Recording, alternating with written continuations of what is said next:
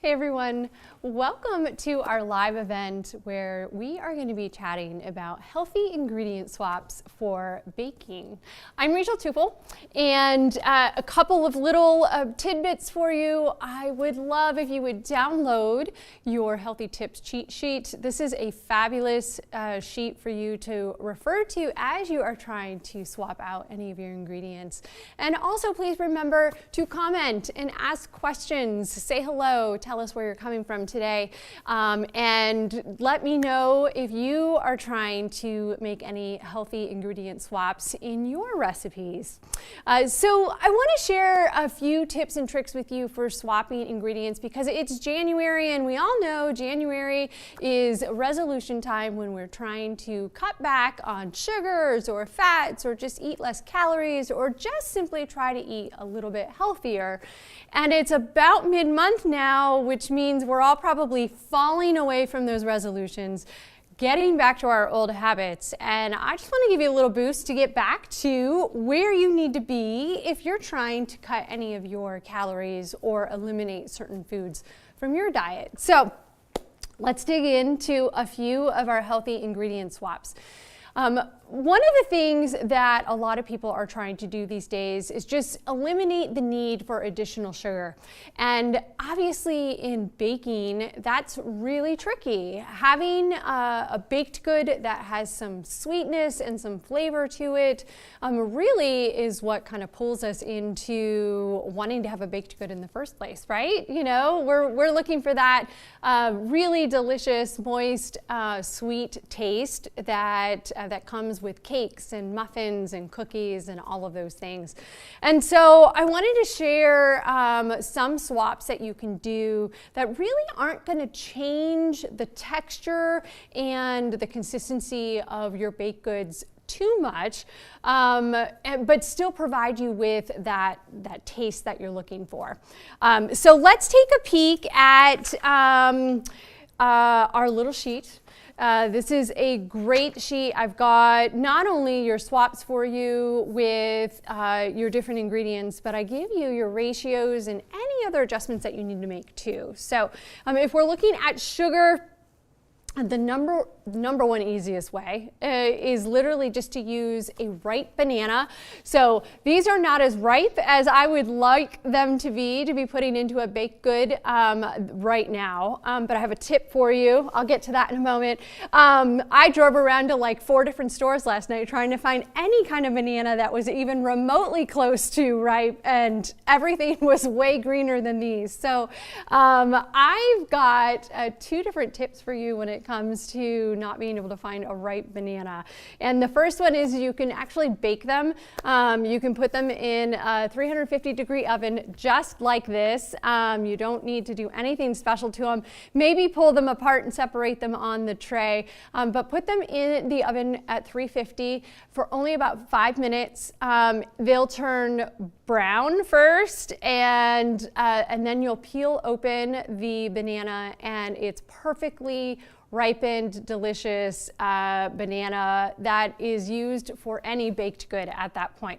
Now, I wouldn't ripen them that way to just like chow down on a ripe banana. It doesn't quite work that way. They do get pretty mushy pretty fast. So this is really only if you want to ripen a banana in order to put it into your baked goods. And the second way is you can pop them in the microwave. This is an interesting method, I have to say. It happens pretty quickly, but you microwave it for about a minute, and they actually get really steamy and gooey on the inside, and you really barely have to mash them at that point. So I prefer the oven method because it's a little bit more textural. You know, it keeps the banana's integrity a little bit better than the microwave. But if you're in a pinch and you need to use the microwave, you can do that. But basically, substituting, it's a half of your amount of sugar. So if you have a cup of sugar, for instance, you're going to use a half a cup of mashed banana, and it makes a really great sweetness, and it adds a little bit more moisture to your baked good as well, which is kind of cool. And then your applesauce is another option. Now, I do recommend using the no sugar added applesauce. You don't want to think that you're substituting for sugar with an applesauce and then basically just adding back in sugar if you're using a sweetened version of it. So make sure you're getting an unsweetened applesauce. And this is a 1-for-1 substitution. It's a very easy to do. It definitely adds way more moisture to your baked good. So oftentimes with this, you might need to decrease your liquid. So whether it's water or milk or even, well, we'll talk about it when we get down to oils, but decreasing your amount of oil a little bit as well. So think about the substitutions that you're doing when you are deciding to change your recipe.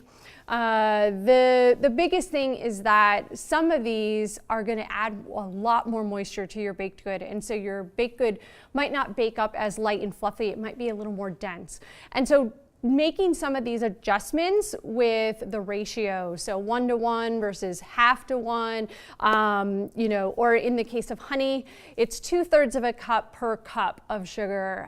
Again, the sweetness of honey is a little bit more potent compared to just a granulated sugar. So trying to find that right balance can be a little tricky.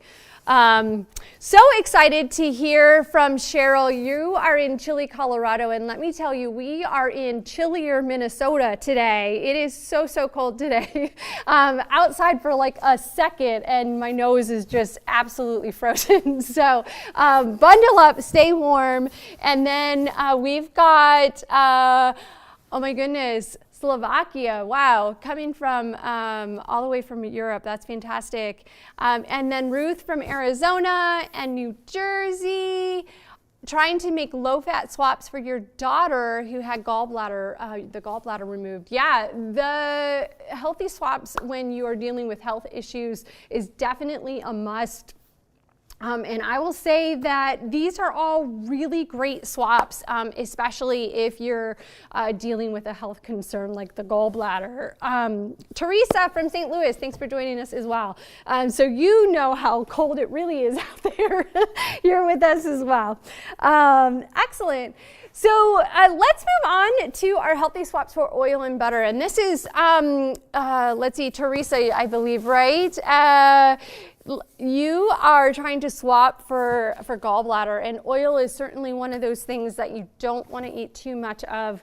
Oil is, gosh, it can come in a lot of different forms, and depending upon if you're looking at just a vegetable oil versus an avocado or an olive oil or even a coconut oil, there are so many options to be able to just swap your oils 1-for-1 using a healthier version. So you can absolutely do that. And coconut oil is one of those oils in the baking industry that we use a lot for a 1-to-1 swap. So if you're just wanting to make your oil itself a little healthier, that's a really easy way to do that. And believe it or not, using things like olive oil and coconut oil, they will change your flavor just a touch, but it's a healthier oil than just using like canola oil or just a pure vegetable oil. So you definitely can make those swaps pretty easily, and obviously those are 1-for-1. But if you're looking to try to make it a little bit even healthier than that by changing out the amount of oil and all of those saturated fats that are in there, then switching to something like an applesauce is a great option. Now, I wouldn't recommend swapping for your sugar and your oil with applesauce. That's going to be just way too much moisture and way too much of one ingredient to kind of keep the structure of your recipe together. So it's really important to think about when you're trying to swap something, you know, how much can you swap? Like how many different things can you swap at one time and still keep the integrity of your recipe and still actually provide a baked good in the end? So when I'm giving you these suggestions, keep that in mind. Like you don't want to swap for sugar and oil and flour and expect that you're going to get, you know, the same baked good. That's just not going to happen. You are going to end up having to kind of make some choices. So if you're trying to really just make something overall healthy, you might want to, swap your butter, for instance. Swap out your oils, get some more vegetables and fruits in there instead, rather than maybe swapping for both sugar and oil and ending up with basically just a pile of applesauce. Be mindful about your substitutions. Don't just decide to make all of these adjustments and then wonder why your baked good didn't come out in the end. But one of the things that's really interesting, it's an interesting swap for oil or butter, is the avocado. And most of the reason for that is just that it's full of healthy fats. It's not loaded with a lot of those really saturated, heavy, dense oils that our bodies just can't break down appropriately. So swapping an avocado 1-for-1 for butter especially, it still has that like creamy texture that a butter provides in our baked goods.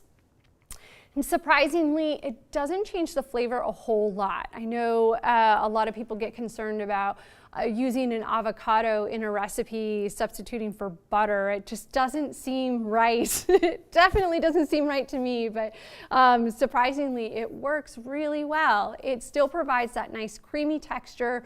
It gives that like luscious feel that we have when we're eating something that's made with butter. It definitely works great for oil as well, but it's a slightly different consistency. So think about, when you're swapping these ingredients, also think about what you're trying to achieve in the end. So if you're just going for moisture, that's really where we use oil. That's a provider of moisture for us. It attaches to all the molecules in the rest of the food and the ingredients that we're using, and it provides moisture. And that's typically why we're using an oil. And if we're looking for a mouthfeel, something that's a little softer, more tender, maybe not as moist, but maybe fluffier, that's when we substitute and we use butter versus oil. So think about that too when you're substituting your ingredients in for oil and butter. I would choose to substitute an avocado for butter, and I would probably choose applesauce or banana to substitute for oil. And that's just the moisture contents in both of those and sort of the texture and feel that you'll get from each of those. And of course, another option is yogurt. You definitely can swap Greek yogurt for any of your oils, any of your butters. Again, I tend to use yogurt for substituting for an oil versus substituting for butter, but it's totally up to you. It's what you have available to you or what your preferences are in the final texture that you're going to get in your baked good. A Greek yogurt is also a really good substitute for sour cream. Now, I know that's not necessarily on our cheat sheet here, but sour cream kind of falls into that oil butter category just because it's filled with lots of fat. It's also a dairy like a butter, but just swapping a Greek yogurt for a recipe that calls for sour cream can work really well also. So keep that in mind. And I'll be honest, I often will substitute a Greek yogurt that has flavor in it as well. So if I'm making a blueberry muffin, for instance, and I want to try to make it a little healthier, I could also use a blueberry yogurt rather than just a plain vanilla or just a plain yogurt. So again, you have a lot of different ways in which you can substitute in different ingredients in order to really up your flavor profile in your baked goods without really sacrificing a whole lot of nutrients as well. So keep that one in mind. Wow, Northern Illinois and Poland and snowy Maine. Stay warm, Barbara. Will the avocado cream with the sugar like butter does? Not exactly. It does cream together very well, and it does produce this like lighter, fluffier texture, just like what we're looking for when we cream a butter and a sugar together. We're basically looking for an emulsion to happen. We want that sugar to start to dissolve. It breaks down, the granulation of the sugar really breaks down the texture of the butter, and it makes it really light and fluffy. You will get some of that with an avocado. It's not quite the same, but it definitely still gives you that little bit of lift and that lightness that we're looking for. So that's a really, really great point, Mary. I appreciate you bringing that up because that is often one of those things that we look for in a baked good when we're blending our butter and sugar together first, is to get that lightness, that airiness. And yes, you can get it with an avocado, but it's not quite the same. It's very close though. So if your recipe is calling for you to cream your butter and sugars together, definitely sub in avocado in that case. Don't do it with any of the other options here. Your yogurt, your applesauce, and your banana are just going to be way too wet. They've got too much moisture, and it's just not going to get that same lightness and fluffiness that you're looking for. So a great question, Mary. And Helena, you're asking about the type of Greek yogurt, whether we should use a full fat or fat-free or 2%. This is really up to you. I think that there's always a little discretion that comes into ingredient swaps when we're baking. And the main reason why we would be swapping an oil for a yogurt is really to try to decrease the fat content. That's our whole purpose. Our goal is to just try to make it healthier by decreasing the amount of fat in the recipe.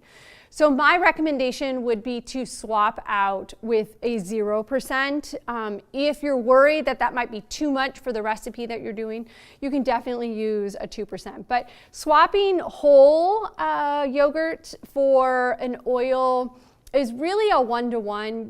While you're probably getting slightly healthier fats in the yogurt versus just a, let's say, canola oil. We'll compare it to one of the worst oils that's out there.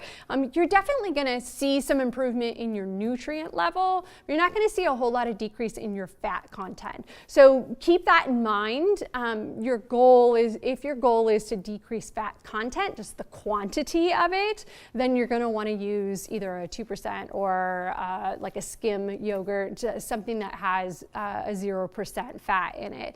So your discretion, you guys can pick and choose and decide, what might work best in your recipe. There's no right or wrong answer. I'll be 100% with you. There's no right or wrong answer with any of this. A lot of it ends up being trial and error, to be honest.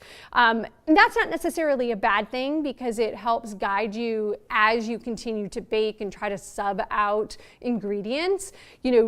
Always take a look at your original recipe. Hopefully you're making the original recipe or have made it in the past at some point, so you know what the texture is supposed to be like, what the flavor should be like, what it looks like, and how you might present it.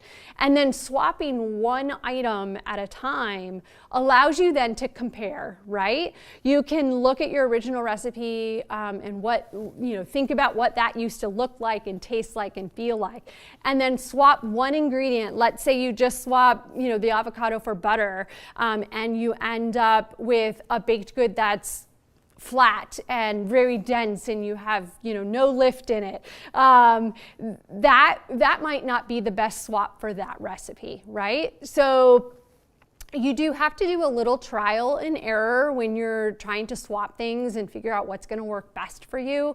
It really isn't an even process across the board for all baked goods. What you might swap out in a cake versus what you might swap out in a cookie can also vary a little. Again, we're trying to think about texture and also obviously what your ultimate goal is, right? If we're just trying to decrease the amount of fat that's in it, then just choose one of these and run with it and see what happens.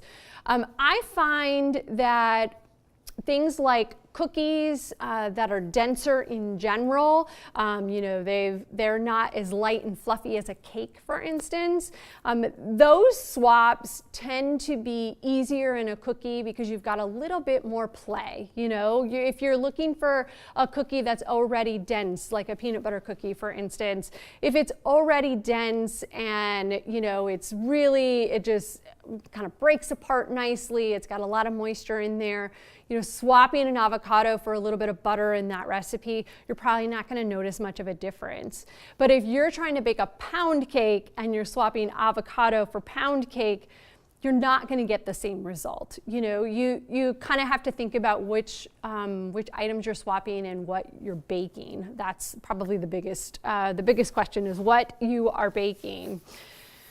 Let's see what other questions we have. So Teresa's saying, wouldn't adding flavored yogurt add a lot of sugar?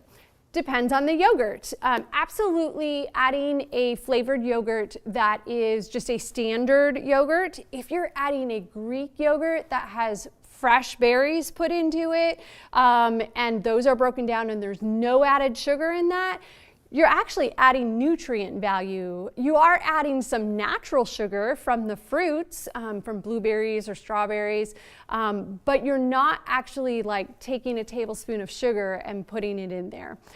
So yes, the value of your yogurt is important. So just taking a regular, I don't want to name any names, but a regular yogurt that is blueberry flavored and it's not a low sugar, a low fat type yogurt, you're not doing yourself justice, and you're not going to get a better ingredient or a better quality product in the end either. You're going to be adding a lot of sugar. But if you look for a Greek yogurt with no added sugar in any flavor, you will likely gain nutrient value from the fresh fruits that they're using in the yogurt, and decrease your fats. And if you're just trying to swap for sugar, using a yogurt for swap for sugar isn't usually recommended anyway. So yes, think about that. And one of the things, I appreciate that question because, Teresa, you're exactly right. You have to be mindful of if you're swapping for fat, but you're adding sugar by using a full fat, full sugar yogurt, you're not really helping yourself a whole lot. You might be decreasing your fat, but you're increasing your sugar. And without getting into a whole lot of nutrition, sugar actually converts eventually and breaks down and goes into fat storage. So yes, you got to be careful about how much sugar you're adding when you're swapping for other items aside from just swapping for sugar. So great question. This is honestly this topic is really complex. It's not just like an easy, let's grab a banana instead of grabbing, oil. You really have to think about all of the other things that are going into your recipe, and think about the overall health of the recipe as well. And I 100% would not recommend swapping for sugar and oil and changing out your flour and doing all the things, because you will not end up with anything that even closely resembles the final product that you're looking for. So keep that in mind as well. Helena, you're asking, do you need to do a full swap? For example, the recipe calls for 2 cups of sugar and perhaps swap 1 cup of sugar for applesauce. Yeah, that's a great suggestion, and definitely the way to do it. You'll see some of these are 100% swaps. Your applesauce is a 1-for-1, and you definitely want to make sure that you're following the structure for that. If your recipe is calling for multiple cups of an ingredient, and you'll see that when we get to flour, you don't want to swap all of your ingredient for that. I would highly recommend doing a cup of sugar and a cup of applesauce, though, if your recipe calls for 2 cups. That's a really nice kind of middle ground. It still gives you flavor and texture with the real sugar versus swapping for the applesauce. And again, it's one of those things you kind of have to look at your recipe and decide what that swap looks like in the end. I definitely would not, swap 100% of an ingredient if it was the main ingredient in your recipe. A pound cake, for instance, we've got a lot of butter in a pound cake, and swapping half of that butter is a better option than than not swapping any of it. But swapping all of it isn't going to give you the same product in the end, especially a pound cake where the pound cake is built on the fact that that recipe is mostly butter. So yeah, you have to think about the recipe that you're using in and of itself, because I think that that plays probably a bigger role than swapping any of these ingredients and what you might swap as well. So think about that. You know, if you're looking at a sugar cookie is built on sugar, and if you're trying to swap out sugar in a sugar cookie, you're not going to end up with a sugar cookie in the end. That doesn't mean that you can't use a swap in that recipe. It just means that you have to be a little bit mindful about what you're swapping and how much of it you're swapping. So that's a great question and suggestion as well. Yes, don't swap 100% of your sugar in your sugar cookie, because you're not going to end up with a sugar cookie in the end. So great question. Let's see. Anne is saying, what spices help enhance sweetness when reducing sugar? That's a wonderful question as well. And I'll be honest, I don't know of a whole lot of spices out there that are going to really enhance sugar in particular, but I will say that cinnamon is usually my go-to when I'm looking for something to kind of bring out its richness and its sweetness a little bit. Cinnamon is probably my top spice for any baked good almost. It does change your flavor profile though, so be mindful of how you're using the spice. But most of those fall spices, cinnamon, nutmeg, allspice, all of those are really going to give you sort of that sweetness, that nuttiness that you're looking for really comes out in a lot of those types of spices. Yes, sugar-free applesauce. Absolutely, you must go sugar-free or a no added sugar, at least one of those two. And Monica is asking about swapping brown sugar. So let's talk about swapping brown sugar. The best option is going to be the honey for brown sugar. Brown sugar it's basically white sugar with molasses. Molasses is a syrup. It's very similar to honey. It's not the same, but it's very similar to honey. So if you're looking at swapping brown sugar, you definitely want to go with the honey option. I mean, you could also decrease, this goes back to our other question about swapping, part of the ingredient rather than the whole. You can do a little bit of sugar and a little bit of honey, and that will actually give you a brown sugar texture together. So if you mix, if you take half your sugar and half your honey and you mix that together, you're actually going to get what resembles a brown sugar. It's not quite the same, but it's pretty close.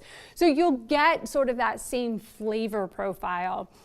It also, again, remember, granulated sugar and brown sugar, they have texture. So that's a lot of where our fluffiness and those types of things come in our baked goods. I know a lot of people think they're just there for sweetness, but they really do add a whole lot of fluffy feel to it as well. It's not so much that it actually fluffs things as much as it gives the appearance of fluffing. So you guys have great questions. I'm so excited. These are all so fantastic.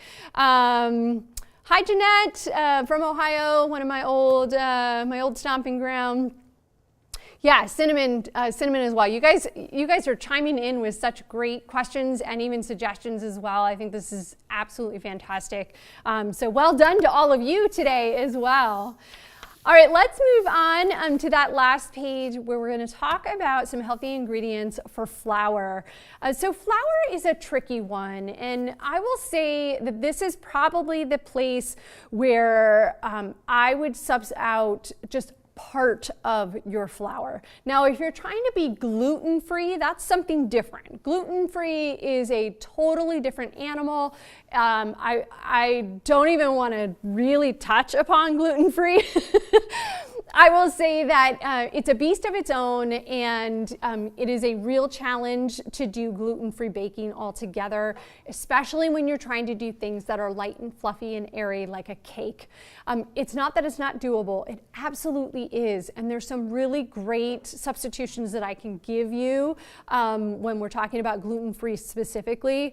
This one is more trying to give you more nutrients for the value of that flour, right? So if we're thinking about just a plain white flour, there really isn't a whole lot of nutrient value to flour. When we compare it to something like an almond flour, the almond flour actually has nutrient value. Almonds have protein in them, so they're boosting the nutrient value of your baked good, not just giving you something for texture. So I want you to think about that when you are, swapping for nutrient value versus swapping for like an allergen, for instance, because those are two very different things in my opinion. We want to make sure that we're adding value to the recipe. We're not just swapping for the sake of swapping. We're swapping it because it's a healthier choice. It's giving us the nutrients that we need. Maybe just a little bit more protein in our muffin, gives it enough nutrients for us to justify even eating it, right? Because oftentimes baked goods don't really have a whole lot of nutrient value. They're just this I love this, it makes me feel good, it tastes good, it's yummy, it's home baked, it's more of a feeling when you're eating a baked good rather than I'm eating a baked good for nutrient value. I hope that makes sense, because it's one of those things that we all kind of think about in battle. Am I eating this baked good because it's going to provide me with some sustenance, or am I eating this baked good because it makes me feel good, right? And that's a huge piece of just trying to eat healthier in the first place. So it's a bit of a challenge. So think about it from that perspective, as far as trying to add nutrient value rather than just subbing things out. Okay, so if you're going to use almond flour, you do also have to use an egg, and you would sub out 1 for 1 here, unless of course your recipe calls for 5 cups of flour and it's the number 1 ingredient and it's the largest ingredient in your baked good. You may not want to sub out all of it. And again, subbing some of it is better than subbing out none of it. It's going to give you some nutrient value. It gives you protein. It's also got better fiber in it. So it's got lots of value to it from a nutrient perspective, not just plain flour. And same goes for wheat flour. Now, there is a note here when you're subbing out wheat flour, while it's a 1 for 1 substitution, 1 cup of flour compared to 1 cup of wheat flour is exactly the same. In your recipe, you only want to sub out 1/3 of that flour. So let's say we have 3 cups of flour. We're going to sub out 1 cup for wheat flour, and we'll keep the 2 remaining cups of regular flour. And really this comes down to a texture issue. Wheat flour is much sturdier than just a regular white flour that we traditionally use in our baked good recipes. And it will get extremely tough in your recipe. So if you sub out all wheat flour for all of your regular flour, you're going to end up with a super dense, very firm, probably hard, definitely chewy. You're going to have to tear into this thing. It's just not, it's not a suitable flour usually for baked goods because it is just such a tough flour. The wheat flour is not usually processed as much as our white flour is, and so gluten comes into play here.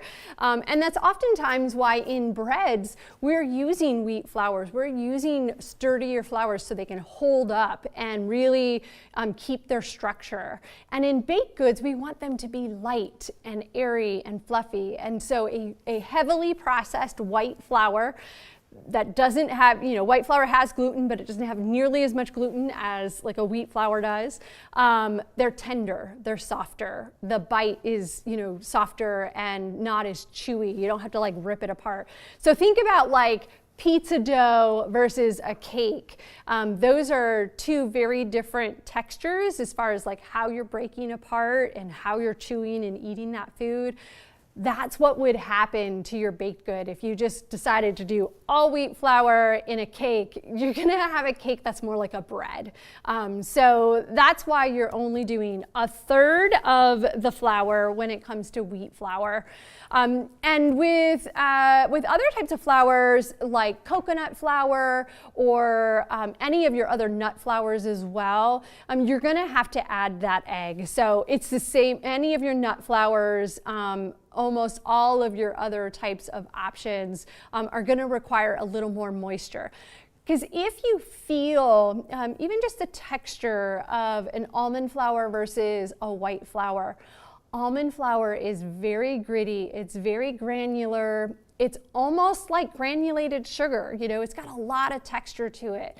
And that texture isn't going to kind of distribute nicely and evenly throughout the rest of your ingredients. So that's part of it too. That's why that egg is necessary. It also helps with binding because we don't have gluten in an almond flour. There's nothing to bind. The gluten is what kind of like attaches to everything and holds it all together. So that's why we're adding egg when it comes to coconut and even the almond flour. Some of those other substitutions just require that binding agent really more than anything. And that egg kind of substitute in for the gluten itself. All right, Jeanette says, how are you? I'm doing good. I'm with you guys. This is awesome. Let's see. Happy to be here and learning. I love it. I'm so glad you guys are all here. Almond flour, is almond flour best for value? I really do think it is. You know, I think a lot of the nut flours are definitely going to have a higher nutrient value, definitely compared to white flour. You will have some nutrient value with the wheat flour. Again, you're looking more at like fiber content in a wheat flour versus protein content in a nut flour. So it depends on what you're trying to achieve in the end, right? Think about the goal that you're going after and maybe how to achieve that. Some people are after a high protein content. Some people just want to add more fiber to their diet. Some people are looking to decrease the sugar and the fat. And, you know, so everybody's got to kind of like look at what your own goal is and then get there. Figure out how to get there by subbing out some of these other options. So they lie when they tell us 100% whole wheat bread. Yeah, basically, Teresa. It very well could be 100% whole wheat that they're using to make the flour, but they're probably processing it quite a bit. And they're probably processing it with ingredients that we don't really want to see in our breads anyway, you know. I think that's probably the well, it's one of the tougher pieces about trying to eat healthy, is that oftentimes what happens is we think we're getting something like 100% whole wheat bread, but really we are getting 100% whole wheat, but we're also getting a lot of added chemicals in there to try to break that wheat down and make it finer and make that texture similar to what we're used to. They could also be using other things like cornstarch and, you know, all the gums, xanthan gum, all the other gums and things in there to kind of help keep different things together, especially when it comes to a gluten-free bread. So yeah, I don't want to say they're 100% lying, but there's definitely extra stuff in there that obviously they have to list and put on the ingredient list, but think about your nutritional labels, read through them, look at the ingredient list, look at what's actually in there, and you would probably be surprised at some of the other chemicals and things that are being tossed in here in order to give us what they think they're giving us. Great. Let's see, can dates fully replace sugar in baking? Fiona, that's a great question. Dates are a fabulous substitution because they do add a lot of sweetness as well. I would say I wouldn't sub it out 100%. You know, like with our applesauce, for instance, in our sugar, we're looking at a sugar, yeah. You know, with a sugar swap, you want something that also has moisture. And dates are pretty darn thick. You know, they don't have a ton of moisture because it's a dried fruit. It doesn't have quite the same texture and moisture content and things that some of these other options have. I would say date and honey together would be amazing. So I might, if you want to use a date as a substitute for sugar, I would mix it with honey. So if you needed to do a cup of sugar, I would do maybe a third cup of honey and a third cup of dates together and mix those so that you end up with something that's a closer consistency to what sugar would be in the end. And remember, sugar is a liquid. I know a lot of people say, oh, well, it's dry, it's, you know, it's considered a dry ingredient. It's not. It's actually a liquid ingredient because it dissolves extremely quickly in water or any other type of moisture product like bananas and applesauce and all the other things. So it definitely turns into a liquid when it's mixed with other ingredients that are wet.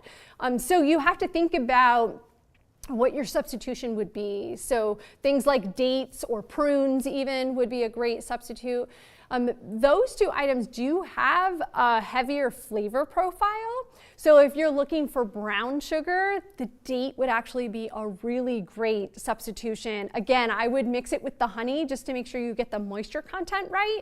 But a date has that like molasses type flavor to it. So that's a wonderful substitution for the brown sugar. I didn't really think about putting brown sugar on our little cheat sheet here. I just thought about regular sugar because that's so often, you know, I know we do, of course, have a lot of brown sugar in a lot of our baking recipes. But yeah, the dates, that's a good one for brown sugar. It has a very similar flavor to molasses. So great question for that. All right, so let's talk a little bit about the sugar substitutes because Justina and somebody else is there's a couple people in there asking about different substitutes like stevia and monk fruit.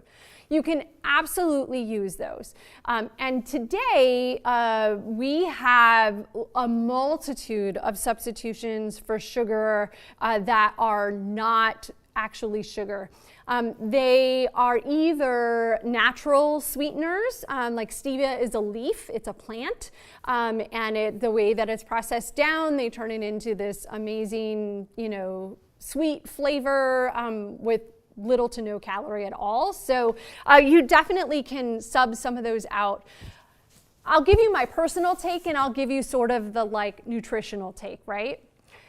I'll give you the nutritional take first. The nutritional take first is if you are just eliminating sugar and that's your goal is just to eliminate sugar, which also then eliminates calories, right? Or you're a diabetic and you just want to decrease your sugar amount in general, your body responds differently to stevia and some of the other, the monk fruits, some of the other faux sugars, like totally fake sugars as well. That's a whole nother story. But things like stevia and monk fruit, those are all like highly, highly sweet agents, and so you don't need nearly as much of it. So on the market now, they have tons of products where you can go in and just buy a bag of monk fruit sugar, for instance.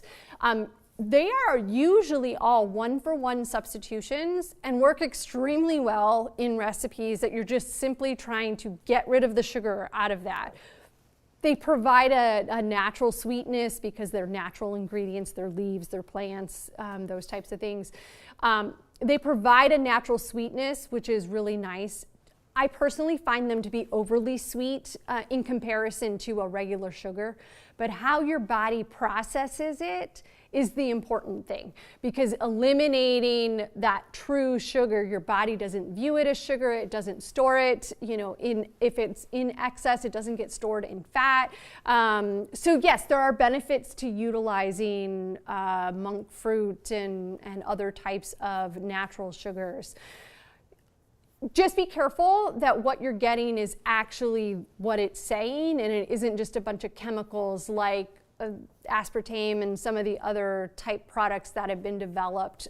Those are basically chemicals, so you want to make sure that you're getting something real. I'll give you my personal take on it now. So this is not based on like health or science or any of the things. This is just me. I don't like using any of the fake sugars, the aspartames, the sweetened lows, those types of things, because they're chemical. I don't mind using the monk fruits and those types of natural sweeteners. I just find them to be overly sweetened. Like flavor-wise, what comes out seems way too sweet for me. Like it's just I don't know, it's a personal thing. So I prefer to use other types of sweeteners like applesauce and those types of things because I don't find them to be nearly as sweet in flavor.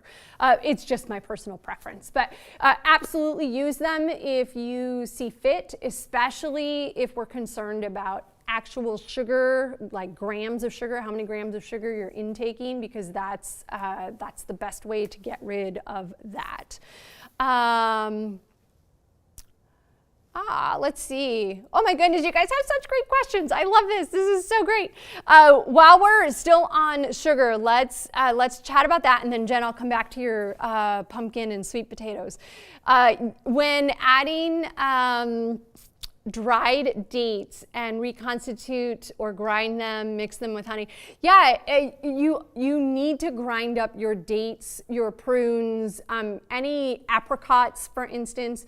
Those are basically fruits that have been dried.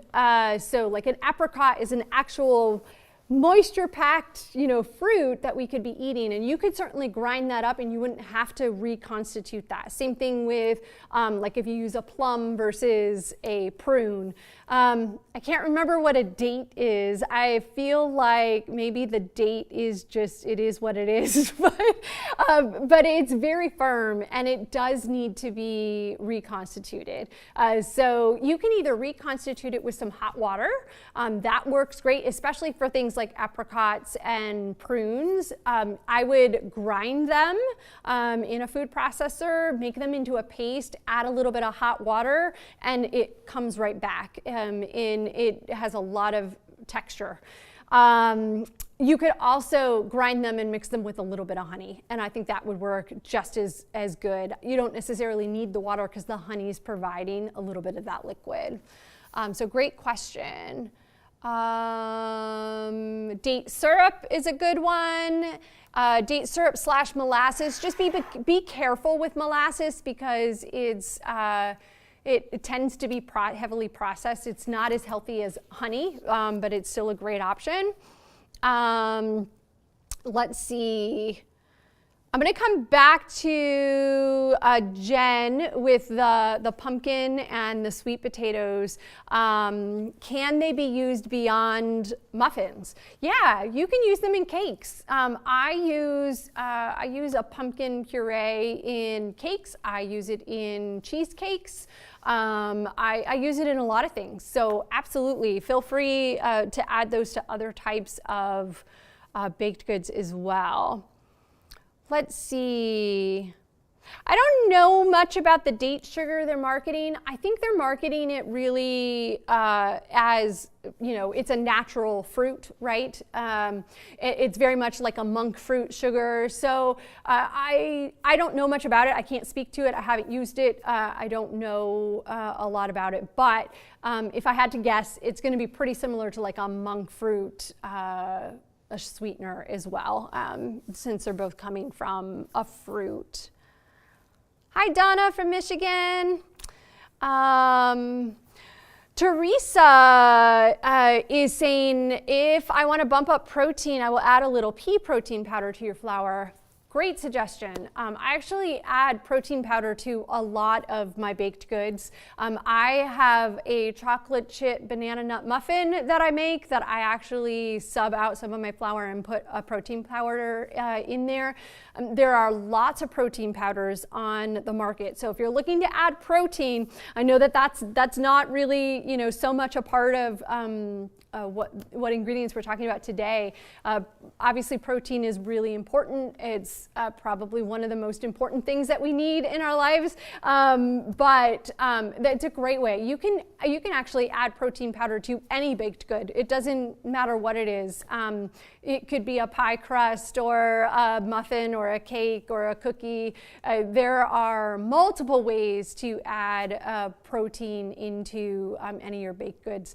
Obviously, using nuts, just tossing in nuts into a muffin adds protein value. So if we're just talking pure ingredient and pure, protein, you can add those things in typically without having to take anything back out. Like adding a nut, you might actually have to add a little bit more moisture if you're going to add a nut, because they kind of tend to suck the moisture out of things as they're cooking in your products. But yeah, adding in a handful of nuts to anything is going to add protein value. So if you're talking just pure nutrient, absolutely toss those items in. Protein powders are a little trickier because you do kind of have to think about what you're adding it into. It definitely can sub out for a little bit of your flour, but I wouldn't do a whole lot of subbing. It's not the same texture. It doesn't provide the same characteristics that flour does in our ingredients. So I do recommend you be a little careful with adding the protein powder, just because you're going to have to either add a little bit of moisture, decrease a little bit of your flour. There's a little bit more of a process of playing rather than just being kind of a one-for-one substitution. So think about that. Let's move on to our last ingredient to make sure that we can just get this one in here before we run out of time. But let's talk about substituting for eggs. So eggs is a tricky one in that eggs are a binding agent. They actually add a whole lot of nutrient value as well. Eggs have lots of protein. Eggs serve a great purpose in our baked goods.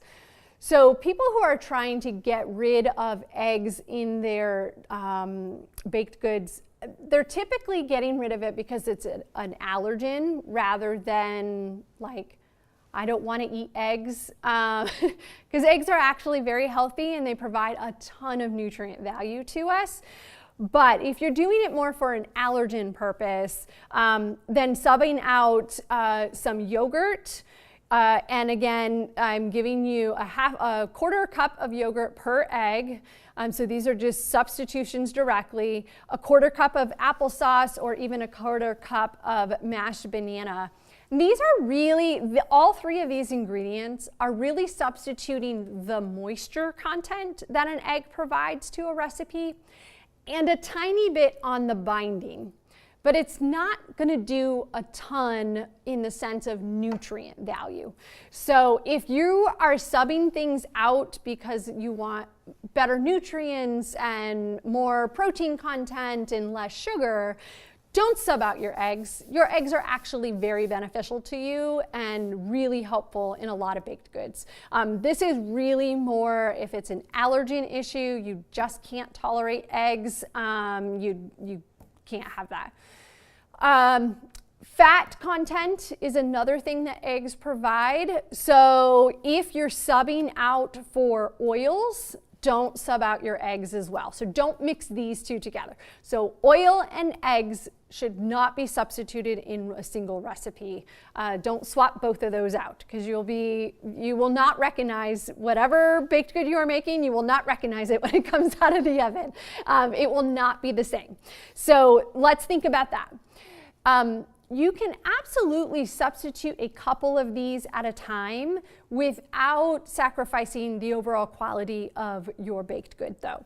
So let's talk about that. What would I swap together and what wouldn't I swap? So if I wanted to swap both for sugar and for oil and butter, I absolutely could do both of those together. But don't pick the same ingredient to swap. So for instance, if I'm gonna swap for swap for sugar and swap for butter, I'm not gonna pick applesauce for both of them. I might do honey for my sugar and a banana, or honey and the applesauce. It kind of depends a little bit on the product. If I'm making a muffin and I want them to be like super moist and delicious, I would probably go honey and banana. The banana has a little bit more like substance to it. It holds on in its ingredient. It like thickens it just a touch too. It has moisture, but it's not as like ooey gooey drippy as an applesauce, for instance. It can be if you mash up that banana until it's liquid.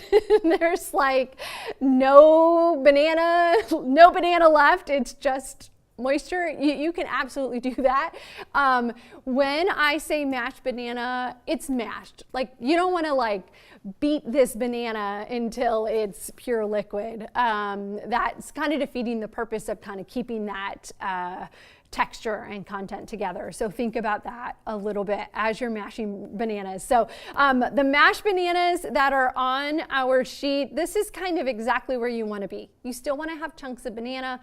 You don't want to overmash it. If you overmash it, it's pure liquid. And while it will still add for sugar, if you want to beat the snot out of that banana, let out a little stress, go for it and put it in for your sugar because it's going to turn to liquid. But if you're looking at it from a binding perspective, like what eggs do, or even something like butter where it kind of holds stuff together, definitely don't smash that banana. There are better ways to get out your aggression and stress. So think about that as well. And then let's see, what else would I do together? I almost never substitute out for eggs personally. It's a nutrient thing for me rather than like an egg allergy. I know some people feel like it's got too much fat in it, but they're good fat, so it's not bad. And then for flour's a tricky one. Let's talk briefly about flour and its gluten tendencies here. When you're swapping out for flour, I tend not to swap out anything else at all. I'm just swapping the flour. And that's because flour provides, that texture. It's like a web. It's really, it binds together, it holds things together. And if you are swapping for oil and butter and flour, God forbid you're doing eggs too, again, you're just not going to recognize your product in the end. It's just a totally different thing, and we should probably not call it a cookie. We should call it something else. It just doesn't. It doesn't hold up to swaps well when you're swapping other ingredients. So think about that when you're looking at your own recipes and which recipes you want to swap out. Think about what ingredient might be a good swap. Swapping a wheat flour in a cake, for instance. If you're a premium member and you plan on sticking around for our next talk, I'll actually be making a banana cake with 3 swaps, and it's fantastic. It's a fantastic recipe. It's a wonderful flavor. It's got great texture, and I actually swap for sugar, oil, and flour. Didn't think it would work, but it did, and it's great. I use just a little bit of the wheat flour in it, and it has this wonderful nuttiness to this cake. It's great. But traditionally with cake, I wouldn't swap out flour. Cakes are built on being light and fluffy. So unless you're looking for a very dense, like pound cake, for instance, you could probably get away with swapping and getting some wheat flour in there because you're used to that like firmer texture. Great. But if you're looking for something light and fluffy and airy, don't sub out your flours. You're just not really going to get there. You're going to end up with something totally different. And if you're swapping out like an almond flour for regular flour in a light cake, you're going to end up with something very textural. It's not the same, right? So think about the different ways that you can adjust your recipes. If you are wanting a really light cake, but you just don't want it to be as sweet, or you don't want it to have as many calories, then swapping out your sugar and your butter is the best option there.